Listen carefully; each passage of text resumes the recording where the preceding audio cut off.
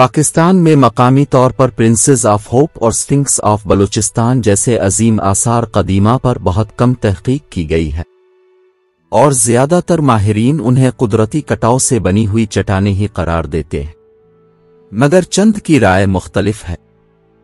कराची से लगभग 150 किलोमीटर के फासले पर वाक़े हंगोल नेशनल पार्क जंगली व समुद्री हयात के तहफ़्फ़ुज़ की वजह से ख़ास शोहरत रखता है। ये पार्क मीमिल्स की 35 अनवा के अलावा 65 से ज़ायद समुद्री हयात और रेंगने वाले जानवरों की अनवा को भी तहफ़्फ़ुज़ फराहम करता है। गवादर, लसबेला और पसनी 3 इज़ला में फैला हुआ ये पार्क 2400 मुरब्बा मीटर पर मुहित है। हंगोल नेशनल पार्क साल 2002 में उस वक्त दुनिया की नज़र में आया जब अक़वाम मुत्तहिदा के एक खैर सिगाली मिशन पर मारूफ हॉलीवुड अदाकारा एंजेलिना जूली यहाँ दौरे पर आई। इस दौरान एक चट्टान ने उनकी तवज्जो हासिल की। ये चट्टान देखने में एक दराज कामत खातून का मुजस्समा मालूम होती है जो दूर उफ़ुक में कुछ तलाश कर रही है। एंजेलिना जूली ने इस चट्टान को प्रिंसेस ऑफ होप उम्मीद की शहजादी का नाम दिया, लेकिन हैरत अंगेज तौर पर एंजेलिना जूली इसी इलाके में वाक़े एक और अहम तरीन चट्टान दरियाफ्त करने से कासिर रहीं, जिसे दुनिया आज स्फिंक्स ऑफ बलूचिस्तान के नाम से जानती है। ये चट्टान मकामी मजदूरों और इंजीनियर्स ने साल 2004 में मकरान कोस्टल हाईवे की तामीर के दौरान दरियाफ्त की। मकरान कोस्टल हाईवे साहिली इलाकों और माड़ा और पसनी से गुजरती हुई कराची को गवादर पोर्ट से मिलाती है।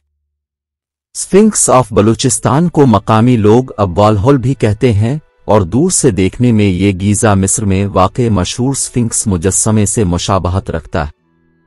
आर्कियोलॉजी की इस्तिलाह में स्फिंक्स एक ऐसे मुजस्समे को कहते हैं जिसका सर औरत नुमा और धड़ शेर की तरह हो और हाथों की जगह उकाब के पर हों।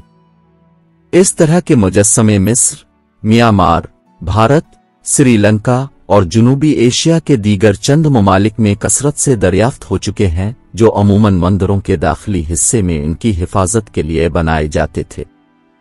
गीज़ा, मिस्र में दरियाफ्त होने वाला इस स्फिंक्स का तारीखी मुजस्समा 4500 साल पुराना है, जो अहराम मिस्र के अजीम पिरामिड तिकोन के करीब वाक़े है। इस मुजस्समे का शुमार दुनिया के कदीम तरीन और सबसे बड़ी यादगारों में होता है।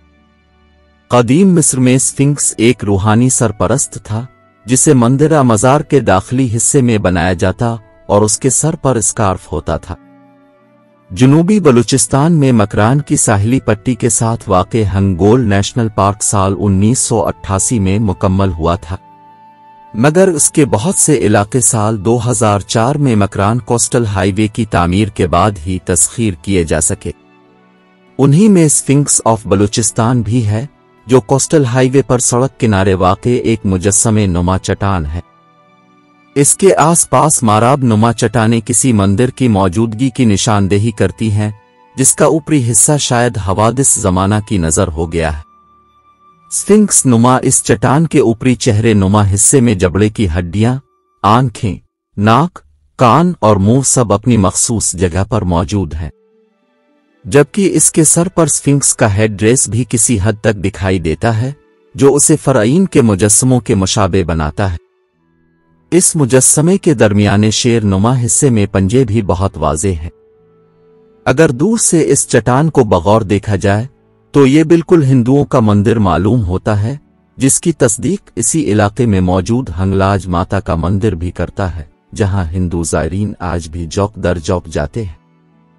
पाकिस्तान में मकामी तौर पर प्रिंसेस ऑफ होप और स्फिंक्स ऑफ बलूचिस्तान जैसे आसार पर बहुत कम तहकीक की गई है और ज़्यादातर माहिरीन उन्हें कुदरती कटाव से बनने वाली चट्टानें ही करार देते हैं, मगर पिछले 15 बरस से दुनिया भर में आसार कदीमा पर तहकीक करने वाले भारतीय मुहक्किक देव मिश्रा के मुताबिक ये पूरा इलाका एक वसी चट्टानी कम्प्लेक्स की मानिंद है, जो आर्कियोलॉजिस्ट्स जस्टिस के लिए किसी जन्नत से कम नहीं।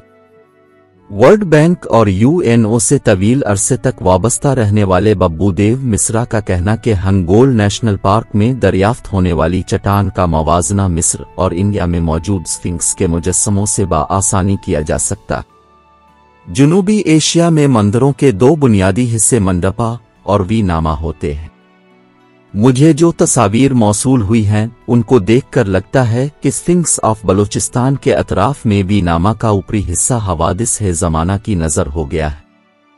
اس کے ساتھ ہی چٹان کے شکلیں گیزا کے سفنکس سے جس قدر مشابہت رکھتے ہیں، اسے دیکھ کر یہ کہنا کہ یہ چٹان قدرتی عمل سے از خود تخلیق ہوئی، آرکیولوجی اور انسانی تاریخ کے ساتھ بدترین ناانصافی ہوگی۔ ببھو دیو کے مطابق اگرچہ یہاں زمینی کٹاؤ کو بھی نظر انداز نہیں کیا جا سکتا، تاہم ان کے خیال میں اسی کٹاؤ کے تناسب سے یہ معلوم کیا جا سکتا ہے کہ یہ دونوں مجسمے کتنے پرانے ہیں اور کیا ان کی تاریخ مہران ہڑپا کی تہذیبوں سے جا ملتی ہے۔ میرے خیال میں اس پورے علاقے کا فوٹوگرافک سروے کرانا انتہائی ضروری ہے۔ مثلاً سفنکس کے آگے داخلی حصہ، گزرگاہ، مندر میں بنے چیمبرز اور ان پر بنی علامات کا بغور مشاہدہ اور ڈیکوڈنگ کر کے ہی آرکیالوجسٹ اس امر کی تصدیق کر سکتے ہیں کہ یہ کسی قدیم تہذیب کے مجسمے ہیں۔ میں یہ یقین رکھتا ہوں کہ ہر دور میں انسان نے عمارتوں، مجسموں، غاروں میں علامات اور خفیہ تحاریر کے ذریعے اگلی نسل تک کچھ پیغامات منتقل کیے ہیں جنہیں ڈی کوڈ کرنا ہمارا کام ہے۔ کراچی یونیورسٹی سے آرکیالوجی میں ماسٹرز سینئر صحافی فواد رضا کہنا ہے کہ چٹان کے آس پاس 50 سے 60 کلومیٹر کے علاقے میں کوئی آبادی نہیں ہے۔ وہاں کے بزرگ افراد سے یہ معلومات لی جا سکیں کہ آیا وقت کے ساتھ یہ چٹانیں تشکیل پائیں یا پہلے سے موجود تھیں، اور زمینی کٹاؤ یا شدید ہواؤں کے باعث ان کے خدوخال ماند پڑتے گئے، لیکن انہیں دیکھ کر محسوس ہوتا ہے کہ یہ انسان کے بنائے ہوئے مجسمے ہیں اور کسی دور میں یہاں آبادی رہی ہوگی۔ اس علاقے کے بارے میں یہ بھی کہا جاتا ہے کہ نانی مندر سے تھوڑا آگے بائیں جانب محمد بن قاسم کے ساتھیوں کی قبریں ہیں۔